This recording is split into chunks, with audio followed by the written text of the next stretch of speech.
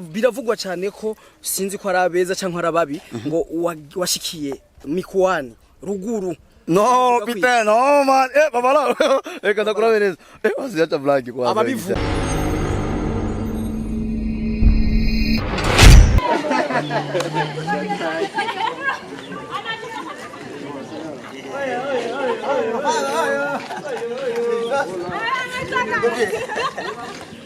Natoka rada.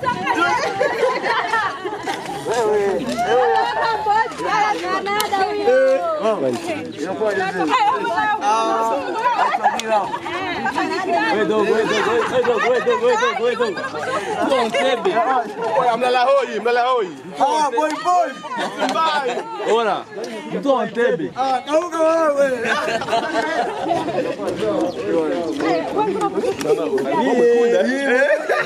Família, Dunga. Hola. Je fami, chifre waja. Prishwa. Ya, Cambodia ni kawia.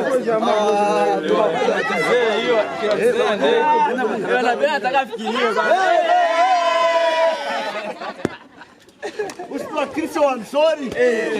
Buru wa msori. Skål baby.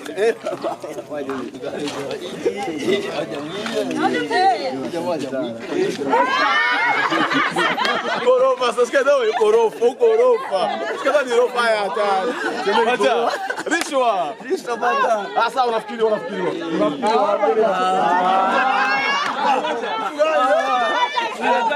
Alipanga vya watu. Ya treni.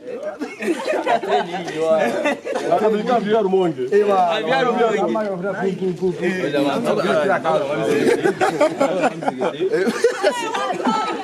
Ja, c'est hot.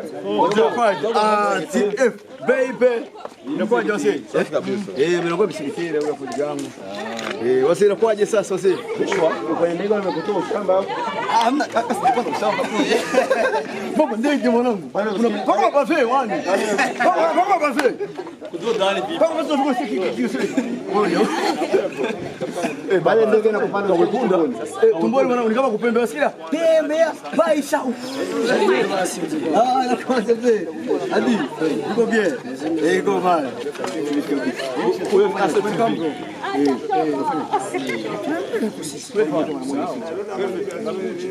wacha tulifanya moja sio tunaona. Hapa ndo fresh. Hapa ndo fresh. Au pale. Kule mbele. Ah, baba. Simo. Ndas. Kuna bei ya nyana.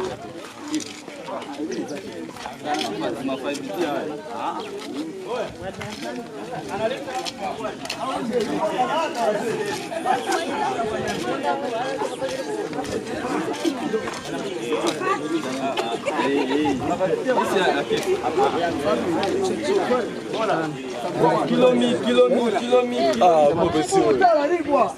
Wapa kelele yake. Nasanze ari byo baturusha natwe ari byo tubarusha. Ikindi naco nasanze yuko buryo bugira babiri. Sivyo nasanze yuko tubandanye dukora twese muri East Africa tuzoteza comedy ya East Africa kuri. Kuko ubu nyendazanye agaseri part 1 twakoranye na Mukojani Gang ya vuba tuzoshiramo nabandi bazojamwe bajoti bande bazuza mu Burundi tuje mu Rwanda tuzogira tuna East Africa. Ego Gasoji Babala twarabonye basho kwakira mu gihugu ca Tanzania ariko ukigenda waratubwiye neza yuko utagiye muri Tanzania gusa ariko nk'umutananirwa nka muganga naragukurikiranye narabonye yuko atakindi gihugu wagiye mu atari Tanzania ariko ndashaka kumenya inyuma ya Mukojani n'abaye bandi bantu mwakoranye brother. Exactement nakubwiye yuko nzohera muri Canada nahere muri Canada Babala nja muri Bangladesh kuko nari mfise rencontre na Makonongo turahura hariya Makonongo turavugana hama nache Zanzibar pia Zanzibar warabonye nache Zanzibar hama duca muri nuze chanja muri Dar es Salaam nache na Kampala kandi Entebbe aho sina yehe baba noma. Sorry Ismail, ukiangalia katika comedy yetu hapa Burundi huko Tanzania wanaipatia nafasi gani? Comedy ya Burundi kule wanaifuatilia mwanangu, wanaifuatilia lakini sasa tatizo unajua tunayo sisi ni lugha ya Kirundi waelewi. Sababu kuna Tanzania ambao tukutana nao kwambia bwana mimi nakufahamu wewe lakini anaelewa tu kama mtu unacheza hichi lakini haelewi lugha gani unaongea pale kawaida. Sasa Ismail, je, location mlifanyia Dar es Salaam tu kwa sababu kuna status zako zinatumika kwa WhatsApp? Kuna location ulisema kwamba mlifanya location Zanzibar. Kuna location ambayo tulipiga Zanzibar na zingine nyingi tukapigia Dar es Salaam, tukapigia Mbagala, nafasi nyingi sana. Mlifanya pia na Yasoni huko mkaenda kufaka sababu ulienda peke yako na Yasoni sijua. Yasoni kwa nyuma anakuja amechukua nyingine fly. Yatafika lini? Yatafika tu hata jioni. Nyuma ya post meshi yagiye aboneka ku mbuga zawe cyane cyane ku status yawe yo kuri WhatsApp. Biravugwa cyane ko sinzi ko arabeza cyangwa arababi ngo washikiye mikoani ruguru. No, Peter, no man. Babala. Kada kurabereza. Wasiacha black kwa. Ababivuga batahurike. Umviriza. Zanzibar nashikiye mu hotel yitwa Al Habib Cafe Marehemu. Al Habib Cafe Marehemu. Dar es Salaam Canada nshikira muri Canada hotel hose. Urumva? Weza turiye we mwanangu wewe. Makorongo mucamu yagiki nkuko mwabonanye kuko wari ufite ranko. Makorongo bisenuza kisema vyo kinana. Yitwa Putin. Putin. Imwe katanyisha vya hatari. Uvuze Putin kubadatahuriya Thailand yitwa Amour. Amour. Talamba lolo mwanangu. Sasa Ismail, katika hiyo serie ambayo mnakwenda kuanza, Mwarundi tutegemeni Ismail Gasore tu ama na Yasoni tu? Amna Mwarundi Ismail Gasore Comedy na Yasoni Official tumeshirikisha pia wa Tanzania. Ndo tunaletani tunafanya umoja sisi wote. Dusanzwe tuzi ko office channel yawe ku ruhande rumwe ya Ismail Gasore na Comedy hamwe na Yasoni Official ku ruhande. Iyo filme mukaba muri kumwe mwese igiye guca ku channel yande. Ni kuri Ismail Gasore Comedy. Kubera iki mwashimye go ko mukishi wawe? No, en fait ni projet tusanzwe dukora wanashima ni projet Ismail Gasore Comedy featuring Yasoni pia Yasoni mvani famille tri famille ya nta masana magiye gutogwa mu Burundi yiyongeremo bicane cyane yuko nkabo musanzwe mukorana mukina na muri exactement partie ya kabiri izokinirwa mu Burundi no mu Rwanda azo harimo babandi nyene bari mu Burundi babandi dufate nabo mu Rwanda kuko vuba turajana kandi no muri RDC dufata East Africa yose kuri no mwanya mu Rwanda mwiyumvira gukorana nande nubwo bitarakora mu Rwanda right now turi contact na Papa Sava Nyakso na Patino bajana ba friend na ba famille kabisa. Nigikino mu mwanya Gasore avuye akoze muri tizi two kwishimira cyangwa yo tumenyesha ku ncuro ya mbere. Bana mazeri my people from Burundi wallahi mwitega kazi keza cyane ko twarakoze kuraraba comedy mu Burundi muri Tanzania ubona ikurikiranwa kuri combien %? Vraiment ndabona yuko ikiraduga ikwigira kuri 80%. Kuko uravye deja n'ururimi umenga ni ikibazo kuri bo mugabo baragerageza kudukurikirana. Gasore muri Tanzania twarabonye waragiye mbega isho kindi gihugu uvuze cha RDC ni bande muzokina navyo? Dufise ama projet yo kuranga muri RDC mbo RDC dufise projet yo kurana na Jasa hamwe na Mbukuri vuba turagenda nk'itariki nka 30 nzora maze kugenda. None Burundi twitegemwe Yasoni muzoguma mujana cyane. Exactement Yasoni umupartenaire wanje mu collègue wanje tutegerezwa kuba turi kumwe. Ismail araba muri Tanzania nicaye ikintu ubona Gasore bagufunitse ko cyane nicaye ubona we wabafunitse koko? Na bivuze nta gufunikana birimo tureshanja twese man rega nobody knows nta numwe azinga kwisi twese turagerageza sivyo hari ico twabongereje hari ico batwongereje nano twarigishanye ufete Gasore ndakubaza gato ni Yasoni bivuga yuko yagusanze hari ya mutajanye bavuga ko yafashe imodoka nibyo cyangwa n'ubu tukunye wenyene uvuze ko atara inyuma no mugenda nitwajanye nitwajanye. Sasa Ismail kama sio siri hizo kazi zitaanza kutoka lini? Hizo kazi angalau siku ya 4 wanataka Alhamisi mwanangu swali kimenishinda kule Bagamoyo unaona inshallah Alhamisi kazi ya kwanza inatoka kwa nini pia ulipenda uanze na Mkojani? Mkojani ndio ambaye ana vibe kwa sasa Tanzania, ana vibe kubwa Tanzania na Tabo Mtingita wana vibe kubwa sana kule. Jaribu kuangalia interviews zote ulizokuwa ukizifanya huko kila mara kwa mara ulikuwa ukimtaji Joti. Ndio. Joti ule ni role model mwanangu. Ule ni legend kabisa tunamkubali sisi wote na ni brother wetu mtupokea vizuri kule. Sasa sababu alikuwa tuna makazi fulani, sio kama ni kama sisi huko. Unaweza ukaja huku unataka tukula mashow vilimani wapi unaona. So kwa hiyo tukakuwa naye kabisa ametupokea vizuri tumependa sana. Gasore atari banga none byo ni gukora muri Tanzania tuvyitege mu kwezi kwa cyangwa No kumunsi wa 4 inshallah kumunsi wa 4 video mbele yasohoka. Urumva vyitege kumunsi wa 4 bro. Kumunsi wa 4 turare kuri gisasu.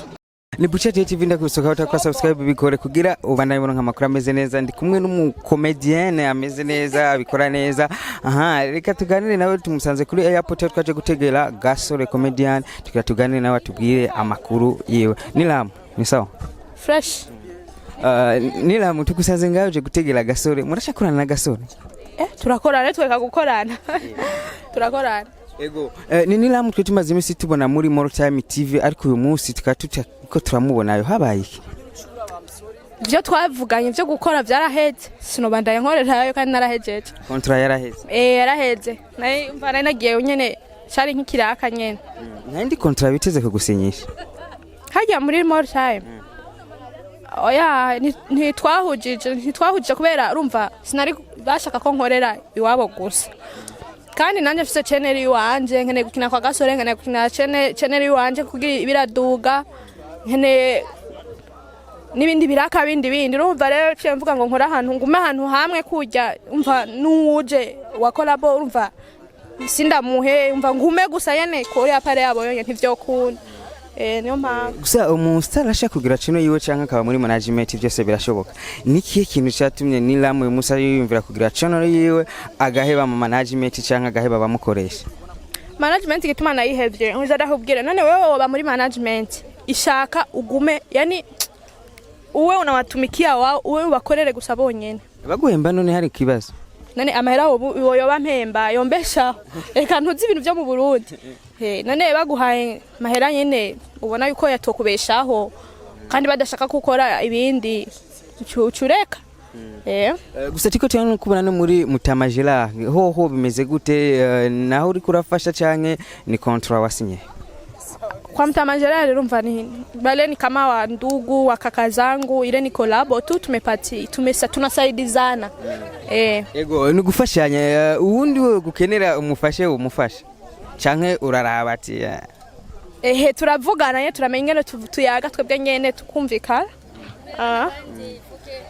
Nilam kugira channel yiwe ni kubera iki utubwira hariho video uyu munsi woje ko yobona video zawe ziriko ndiko ndapostinga najyanze mfise shooting umashirako ndiko ndashirako haramaze kuja ko video zitari nkenye sinyishi mugabo ndiko ndagerageza ndabe ko nokora nyene kugira tubwira izina uyu munsi uyu mwanya nyene umuntu yoje kuri YouTube ashaka kuraba video zawe izina ni Nilam Era urumva wandika Nilam kunyane chandikwa ugacishiraho ugacihereza na Nilam Era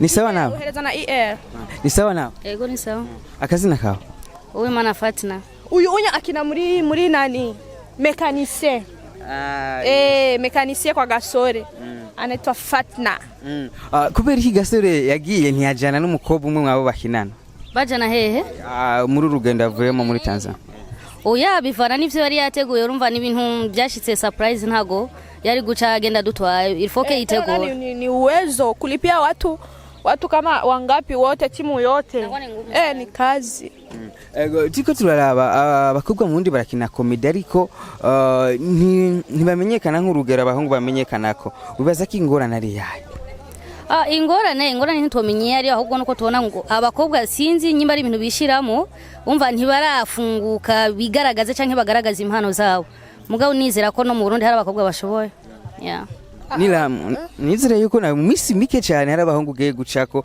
ukamenyekana ko tumenya gasore ko tubona abandi bahungu bamenye mu bindi bihugu nka za Uganda ndazi umukobwa yitwa Anne Kasime ni umustar arazwi muri comedy ariko mu Burundi umukobwa w'umukomedienne biragoye kumuronka je ndibaza umukobwa amaze kuba afise channel yiwicako comedy ziwanje ngani jejenye hari abandi ngaha mu Burundi undi mukobwa channel ija apani bindi channel ijako comedy ziwe na Mahrena arayifise sinze kumuza ara postinga ntawenzi gari mazimisa dakora mwino sijamjua huyo lakini mimi je kumenyekana ngaha mu Burundi cyane uvuga baranijua ahubwo gusa nuko ntari bwawe nyene ngo ngira ibintu by'iwanje ndonge support nyene mvuge ati ngo ndakoze ibintu by'iwanje gutyo me hivi nataka niwape vitu kabisa postinga yani nawasha moto yani na posti kuinga kabisa na posti ukuvuga kundwi umuntu ashaka kuronka video kuri channel yawe atege